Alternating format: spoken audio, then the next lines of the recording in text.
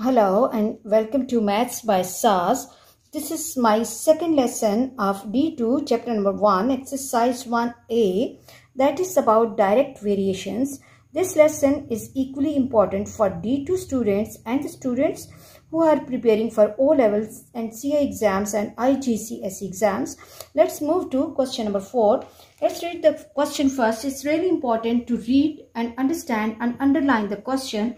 Question says if Q is directly proportional to P and Q equals to 28 when P equals to 4. The first part is express Q in terms of P. Second part says find Q when P equals to 5. And third part says find the value of P when Q equals to 42. As the given quantities Q and P are directly proportional to each other, we know that when two quantities are in direct proportion, then they will be equal to, one quantity will be equal to constant times the other quantity. Q will be equals to K times P. In order to find this K, which is a constant of variation, I have to replace Q by 28 and P by 4. Replace Q by 28 equals to K times P, which is equal to 4. Now what we have to do, we have to shift this 4 to other side. So it will become 28 by 4 equals to K, or K will be equal to 7. So the relationship that we will be getting will be Q equals to 7 times P. 7 times P. I hope you are clear that how we are calculating the constant of variation and how we are expressing Q in terms of P. The second part says that we have to find the value of Q when P equals to 5. So again we have to take this relationship. Q equals to 7 times P. Instead of P, I have to replace P. Given P is 5, replace P by 5 in this equation. Q equals to 7 times 5. And this will be equal to Q equals to 35. I hope you are clear about this part. Let's move to the next part that says calculate P. In this part, we have to find value of P when Q is 42. Again, the relationship between Q and P is that Q equals to 7 times P. And the given value of Q is 42. Instead of Q, replace 42 equals to 7P. Shift 7 to other side, and 42 divided by 7 equals to P, or P equals to 7 6 are 42. You should have the command on the tables and basic operations how to solve the linear equations. So the value of P is 6. I hope you are clear about this question. Let's move to question number 5, intermediate level. Question says, find the cost of the 10 kg of tea leaves when 3 kg of tea leaves cost $18. We have to find the cost of 10 kg of tea leaves when 3 kg has the cost $18. So let's write the statements. First part of the question is that we have to find the cost of 3 kg of tea leaves. Okay, so 10 kg of tea leaves. Cost of 3 kg tea leaves equals to $18. Cost of 1 kg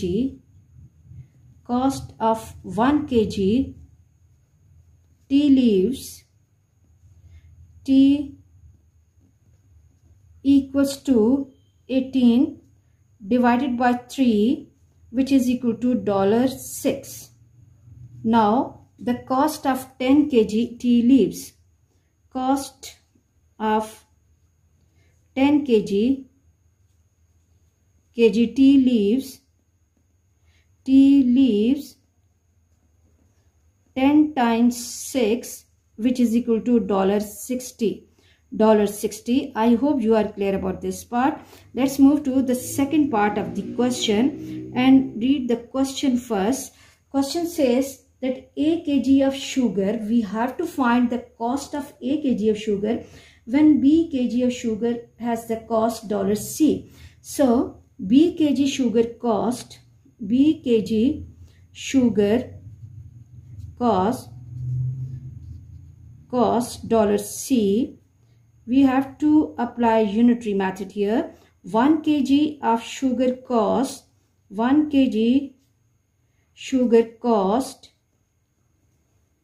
that will be C upon B, and we have to find the cost of A kg of sugar. So cost of A kg sugar, cost of A kg sugar will be, that will be A C by B.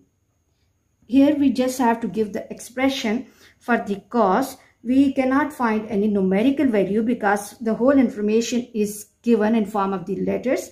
Let's move to question number 6, that says 5/9 of a piece of metal has the mass 7 kg. 5/9 of a piece of metal has the mass 7 kg.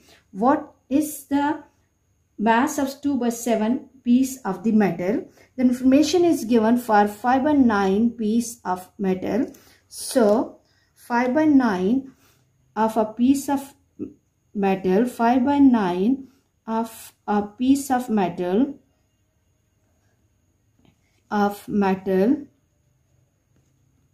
has mass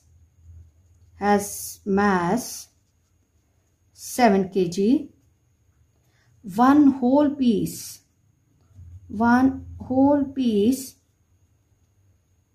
of metal has mass. What we are going to do for that, we will be dividing 7 by 5/9, or what we can do, we know that this 9 will be going up, 7 multiplied by 9 by 5 kg, and we have to find the mass of 2/7, mass of 2/7 piece of metal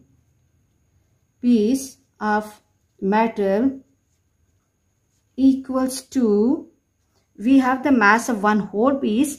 That answer will be multiplied by 2/7 multiplied by 7 multiplied by 9 by 5. Now this 7 can go with this 7 and I will left with 18 by 5. And when I'm dividing 18 by 5, 18 divided by 5 will be equal to 3.6 kg. 3.6 kg. I hope you are clear about this question. The next question says that Z is directly proportional to X and Z equals to 12 when X equals to 3. Find the value of X when Z equals to 18. As in the question, it is given that Z is directly proportional to X. Z directly proportional to X. So what we have to do, Z directly, this is the symbol for because Z directly proportional to X. Therefore, this is the symbol for therefore. Z equals to constant, Z directly proportional to X. This is the symbol for proportionality sign. Z equals to K times X. When we will be removing this variation sign, we have to put the constant of variation. Now how to find the value of this constant of variation? There must be the condition given that Z equals to 12. Z equals to 12 when X equals to 3. X equals to 3. It means instead of Z, replace 12. K times 3. Shift 3 to other side. So it will become 12 divided by 3 equals to K, or K equals to 4. So the relationship that I'm getting is Z equals to 4 times X. I hope you are clear about the relationship between z and x. And now the final part says find x. The second part says that find x when z equals to 18. So I have to take this relationship again. Z equals to 4 times x. Instead of z, replace 18 equals to 4 times x. Shift 4 to other side. 18 divided by 4 equals to x, or x equals to 2 9s are 2 2s are 9 by 2, or 4 whole 1 by 2. I hope you are clear about this question. Let's move to the next difficulty level. For that, you have to catch me in the next class. Watch my lesson, like, share and subscribe the channel, and press bell icon to get the notification of every lesson in time. Thank you very much.